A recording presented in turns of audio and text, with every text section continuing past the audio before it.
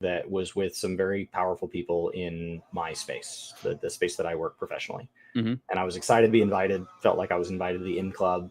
And I showed up and they started talking really candidly about how much they make and how much they owe. People were talking about net worths. And it's because there's an interesting thing happening in the Dallas real estate market right now. And they were all trying to decide whether or not it was time to upgrade their homes. Is it the right time to buy? And a few of them are actually looking. And many of them live a whole lot nicer than I do. They live in much nicer, much newer cars, in much nicer, much newer homes, and they do a lot fancier things a lot more often. And that's not to be surprised, right? These are people that are outperforming me in every metric and have been. You know, while I was off making video game content, they've been in this space crushing for a decade or more. And then they started talking about how much they owe. And my wife and I, the only debt we carry, thankfully, we're done with student loans. We own our cars. The only thing we owe on is our house. And it's at an interest rate that we were lucky to be in a position to refinance during the all stay inside times. And that means like my mortgage payment is below the cost of an apartment where I live. So like we are effectively debt free. And so I'm sitting in this conversation feeling like I'm here to learn. I'm here to take, like I'm here to just quietly consume. And I am terrified at how much these people need their jobs, like desperately. Yeah. So does Pete have real money? Like, could he step away? Because I'm telling you, I was in a room full of like at my level Pete's. So like, obviously not Pete's, but you know, they can have 2-3 cars. Right. And they were up to their eyeballs in debt, and their whole justification was I make so much per year, I can pay it off at any time I want.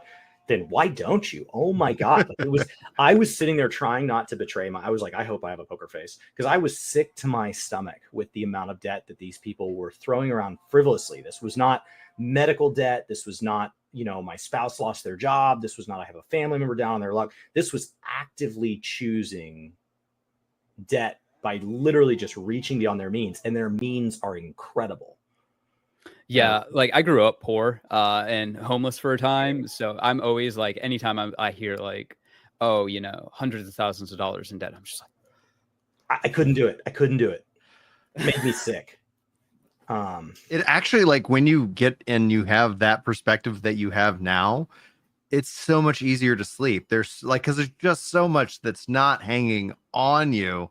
And it's just a matter in my mind, because I drive an old car. You know, like I have a truck and it's going to be 20 years old this year. You know, it's like all of these things are choices that I make. And, you know, I love my life. I judge myself for how luxurious I live. I have an espresso machine. I got one of those. I drive a car that was made in, it's built in, I've swapped my car. It's a 2018, but it is a luxury brand. It feels fancy. I judge myself for saying it. I find myself calling it the blue one because I don't like to refer to it by the brand name, because I judge myself.